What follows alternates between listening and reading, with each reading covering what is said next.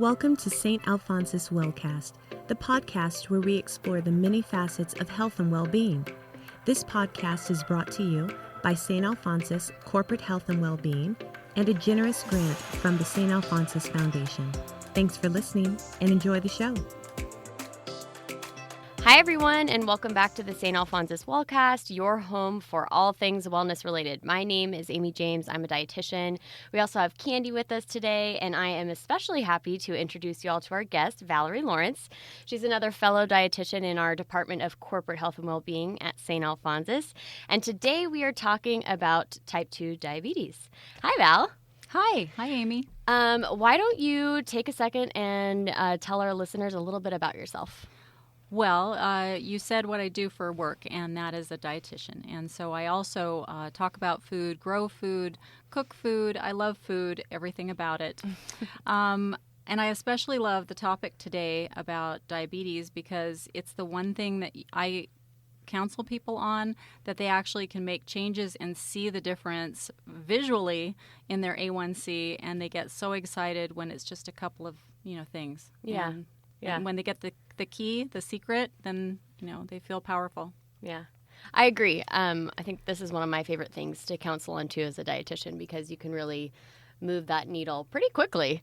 Okay, so we've already said a few big words: type 2 diabetes, A1C. So let's give everybody the rundown, kind of an introduction to type 2 diabetes. What is it? I'm sure a lot of people are familiar, at least with the terminology, but maybe they don't know exactly what it is.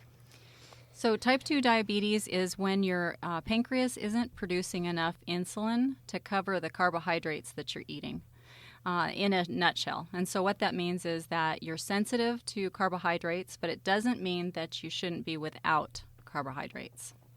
Okay. And I know, as a dietitian, pulling from my hat here, a lot of people will come into our office and, have this new diagnosis of type 2 diabetes and just want to go immediately no carb. So yes. What's like your kind of take on that? Well, I would say that it's very natural to think that. I mean, you could look at it as almost an allergy to carbohydrates, which is what I tell them, but it's not a true allergy, and I understand why they're wanting to shy away from it. They think that all carbohydrates are bad, but really the things to be careful of are not all carbohydrates, but just things like concentrated sweets and a high amount or too much of a carbohydrate. It's a dose-related thing. You can totally eat anything you want, but you have to know, number one, what a carb is, so study those. And then number two, you need to be able to have the right amount. And that's pretty easy to do because, a couple of servings for everybody. Each person, each meal is fine. Yeah. All right, great. I've never thought about it like that, like an allergy. But that's a good analogy. Yeah, that's a great analogy. Just makes you sensitive to them. And it's not fair that other people, can eat more carbs than Absolutely. you, but it's true for you. Yep, a piggy bank. I've heard you say that too. Okay, so even more basic than everything we've already been talking about, how does someone get diabetes? How do they land in a doctor's office with a high A1C or, type 2 diabetes?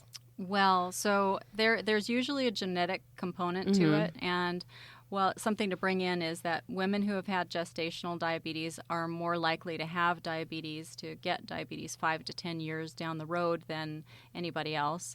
Well, not anybody else, but sure.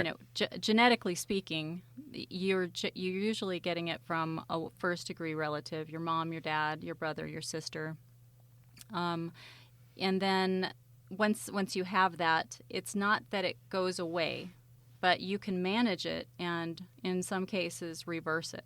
Sure. But you asked how you get it, so that's one way. Okay. So the other way is by overeating what your pancreas can keep up with.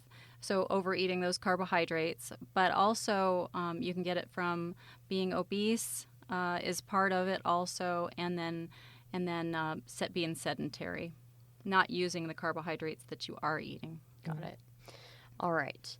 So once you have it, now this is something that we get asked a lot as dietitians. Once you have it, kind of break down that, can you reverse it? Can it go into kind of like a remission?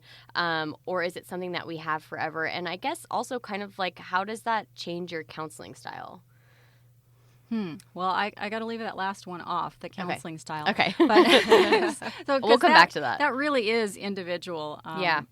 It really matters on what that individual wants to keep in their life and how sedentary or how active they can be and all that. But okay, so I said leave it, and then now I'm talking about it. Your first question was, what can people do? Can they reverse it? What's the pathology? How does it go? So how it goes is you usually start noticing when you have prediabetes. So you'll come back with an A1C of 5.8 or 5.9, and your doctor might raise an eyebrow and say, well, this is something we're going to have to keep watch of. And then you can make some lifestyle changes. Hopefully you never have that turn into diabetes, but there's a lot you can do to prevent and, not necessarily prevent. I shouldn't say that. There's a lot you can do to stall the progression. Yes, thank you. That's the word I'm looking for. Making hand gestures that are not helpful. Like rolling with it. But yeah, so you can do a lot to keep your diabetes from advancing before it has to. All right. So if we've got someone who's listening today looking for the greatest ways to make a change, what would you tell them and why? Well, I would say that what matters is not how many carbs you have in a day or dialing down exactly how much you need.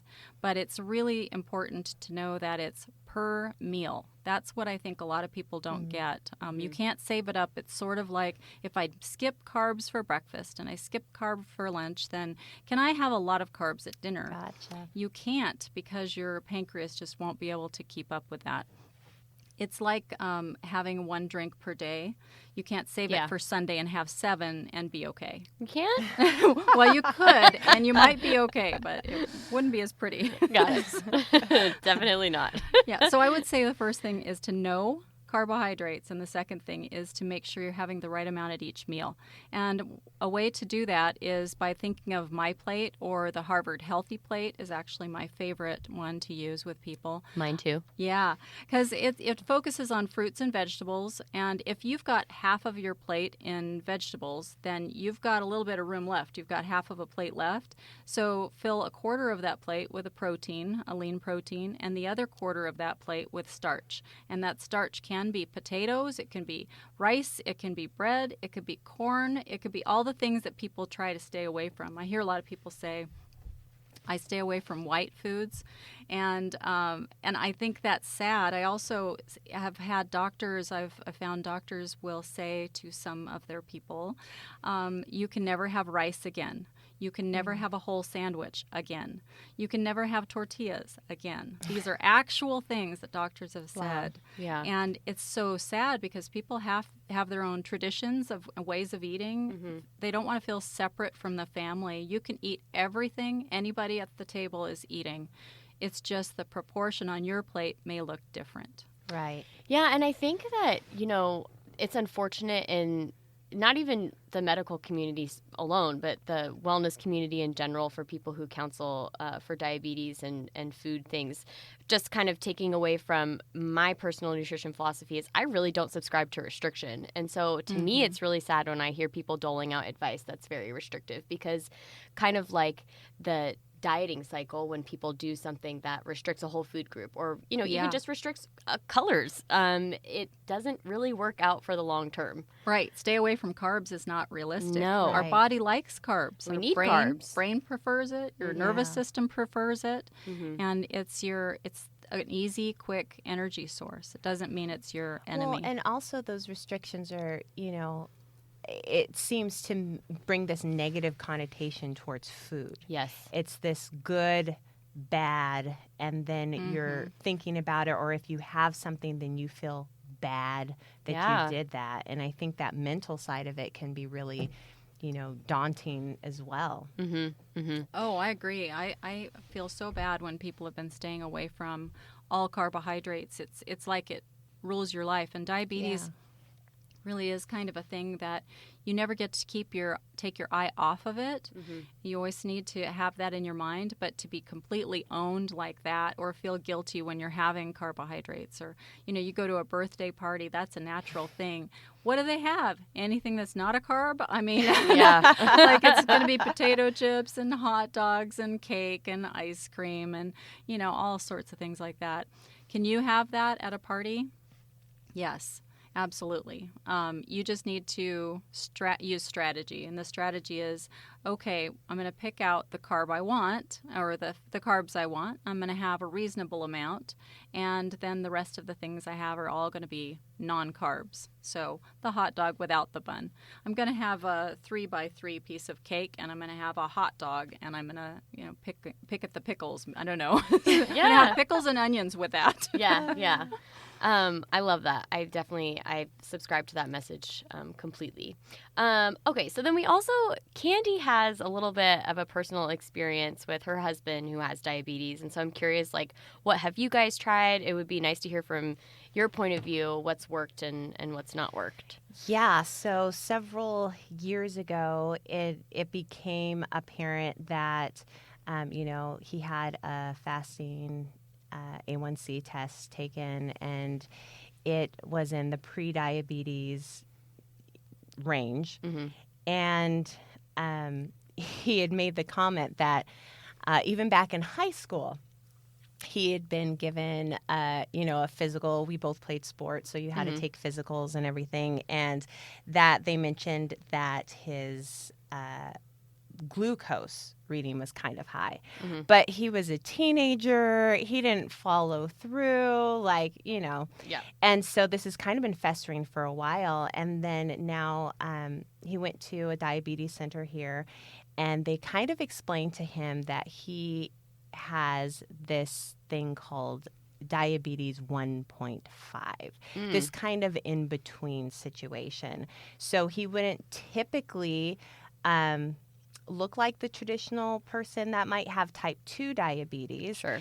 Type 1 diabetes, which we haven't really talked to that much, Mm-hmm. but, is more, you see that in childhood, you're born, with that situation. And so he's in this in-between. Yeah. And so because of that, it's been a little bit frustrating. We've tried to do things with food as well as exercise, all the things that you would do for type 2 diabetes. But still, it's kind of been hovering.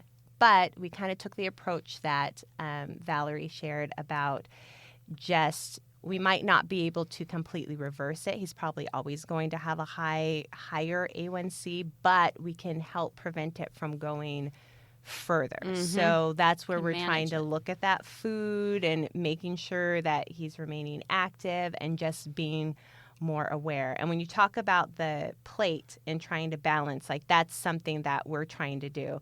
We actually moved several years ago from using full dinner plates actually to dessert plates.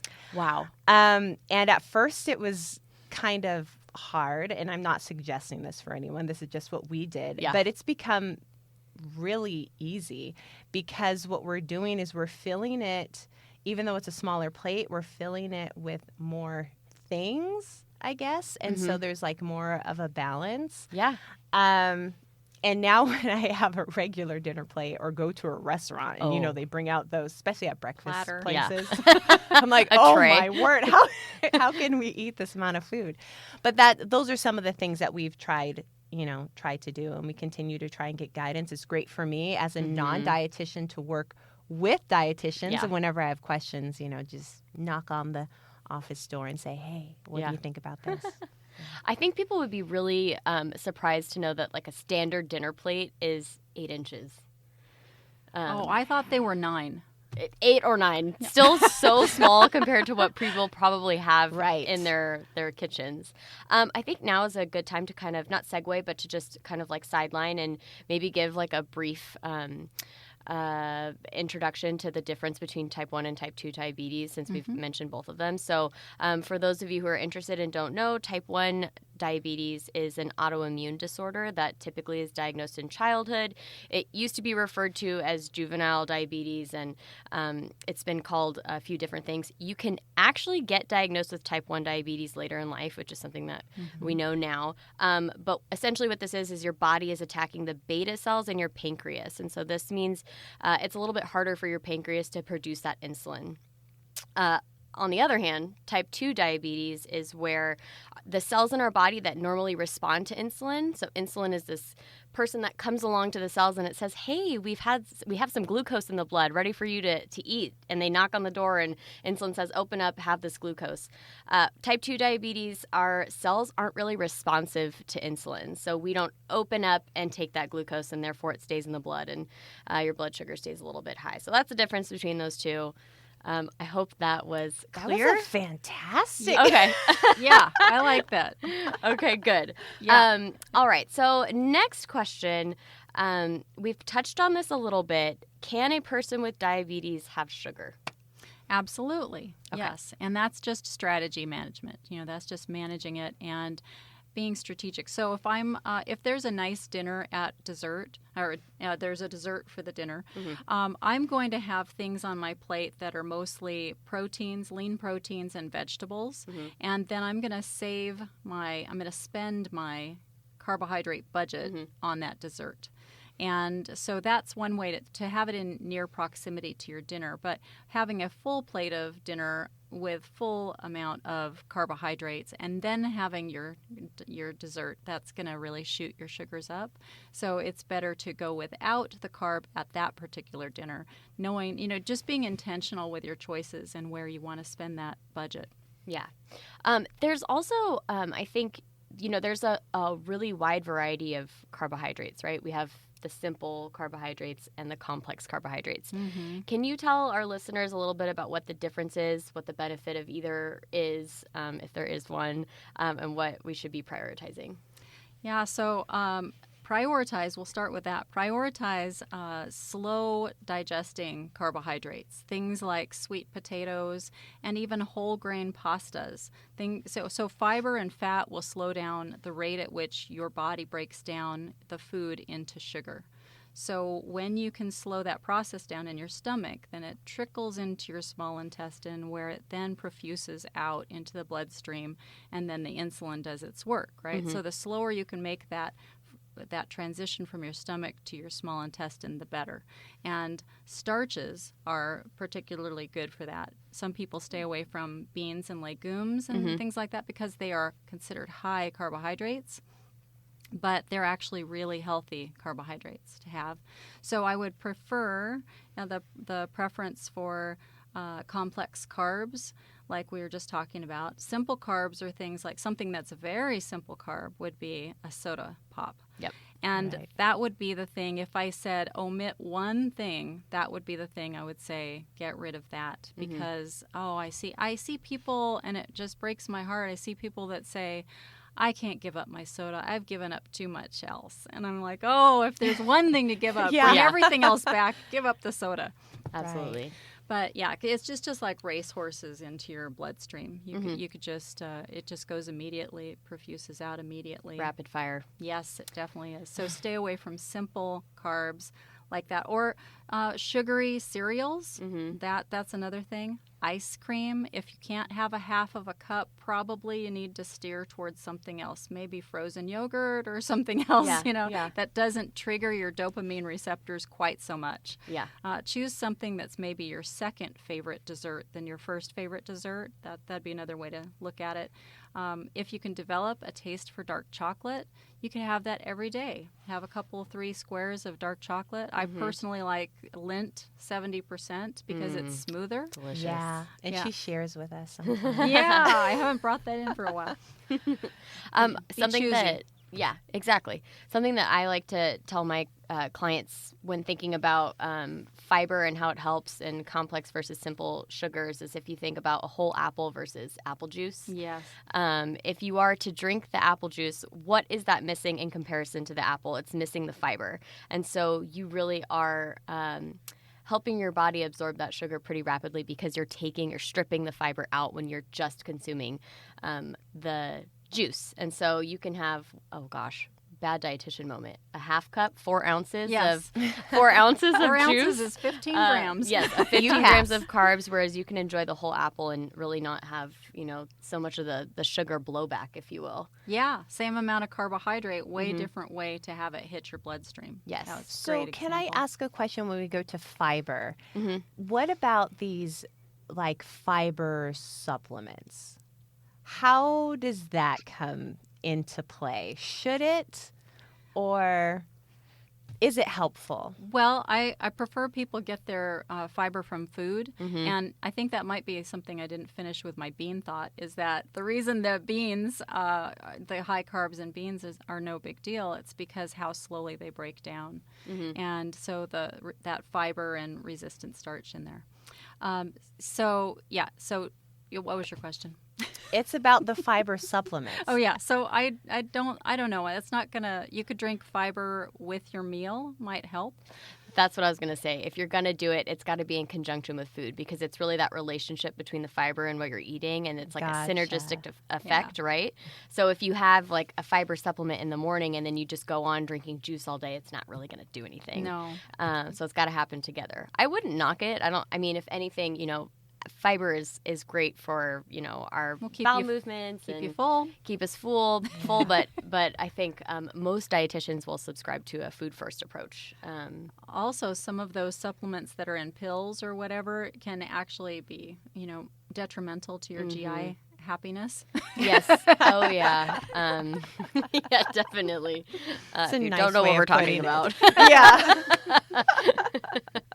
Okay, so kind of going back to what we were talking about with sodas and sugar, what advice do you give out, or if there's any pearl of wisdom or one trick that you can offer to our listeners about quitting sugar or lessening their sugar intake, or even picking something like a soda to say, I'm gonna take a step back from you, what would you say? I would say, I don't know. I think it's better to look in terms of what can I have, and how can I spend my carb budget. So to go back to that, I would just say, just each time you're having a meal, have it be intentional. Have about, almost everybody's okay with about a cup of carbohydrate at their meal, and that's the easiest focus I have. If my one pearl of wisdom, if I had one pearl of wisdom, I think it would be choose judiciously and don't waste your budget on cheap carbs. Don't waste it on sodas and candy and like hot Cheetos. Don't spend it on something that's actually going to nourish your body. You Yes. just attacked hot Cheetos.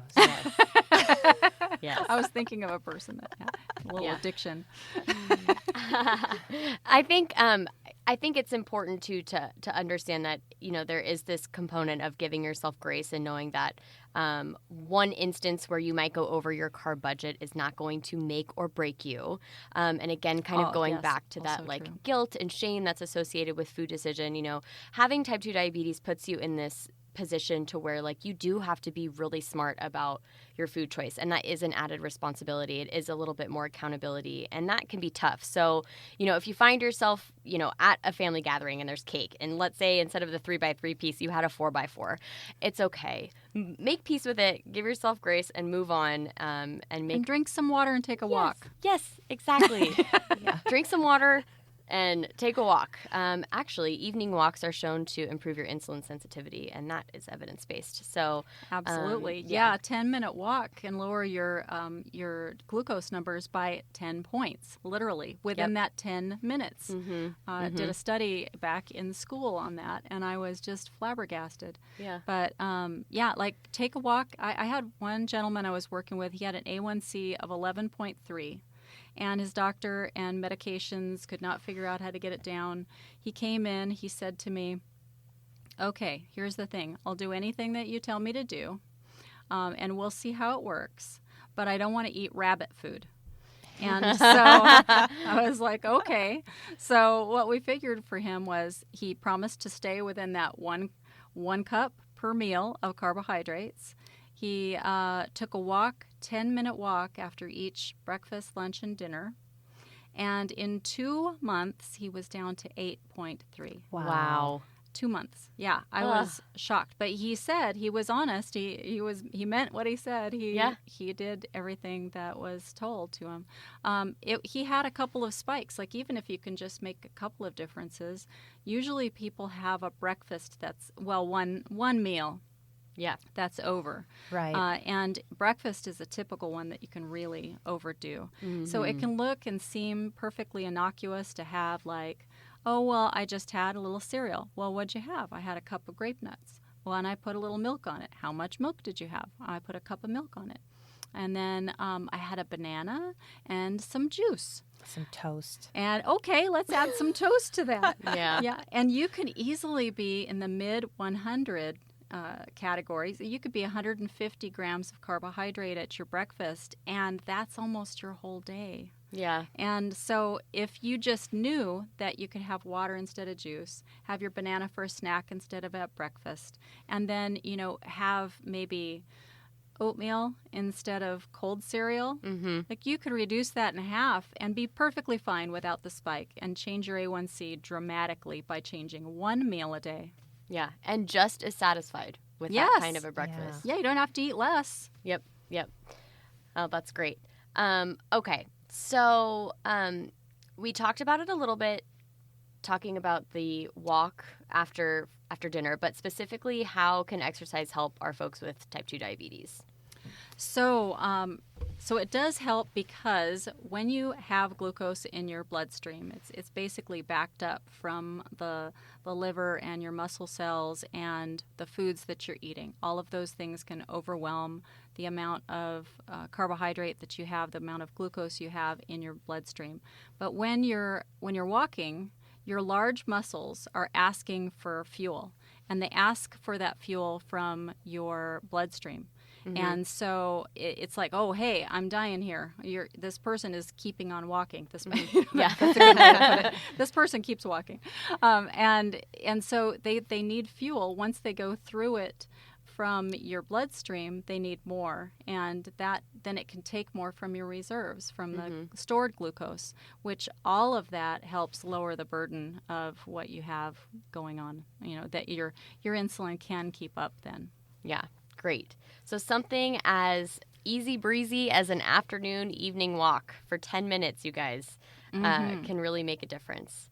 All right. Well, we hit a lot of great points. It sounds like if you have diabetes, there are more than 1, 2, 3 ways that you can manage it, and I mean, in some cases, reverse it. So, okay, now tell me if I have this right. Main points, make sure to understand which foods are carbs, so where your carb budget is coming from in the foods that you eat, and then how to spend your budget at each meal. So these are some pretty big takeaways. Yes, absolutely. Using the diabetes plate, so either we talked about my plate that you could use to kind of help visualize that, or the Harvard Healthy plate. Yeah, I have to say I'm a big fan of that one. Yeah, I love it. Yes. They have a lot of good resources. They really do. If you guys don't know Harvard Health. Harvard.edu, yes. maybe? Yes. You'll find it. Yeah, if you plate. Google Harvard Healthy Plate, it will come up, and then it will lead you to just a litany of other awesome resources. You can have small amounts of sugary foods, you bet. But want to steer clear of those sugar-sweetened beverages, so juices, sodas, Gatorade, unfortunately. And then finally, if you can, get some exercise, even if it's just a 10-minute walk. Finding something that you can be, and I love this because I learned this from Dal, dedicated to and not disciplined to do. Is that what you say? Well, yes, you're very close. And Okay. I like that too. Dedicated, but I call it devotion versus discipline. Yes, When you're devoted to taking care of your body and your health, you easily do it. When you feel like this is discipline, you kind of slog through it. And I think the idea is that we want to sail instead of slog. Right? Yeah. Yes. I love all these little sayings. I'm going to use them. So great. I know, and take credit for them. No, I'm just kidding. All right. Well, thank you so much, Val. Thank you, Candi. Very welcome. Thanks for having me. Yes. And we will all hear from you guys next time at our next podcast. Thanks so much for tuning in. Thank you for listening to this episode of St. Alphonsus Wellcast, brought to you by St. Alphonsus Corporate Health and Wellbeing and the St. Alphonsus Foundation. Always be sure to catch new episodes by subscribing to us through all major podcast platforms, including Apple, Google, and Spotify. We hope you'll tune in again. Until then, be well.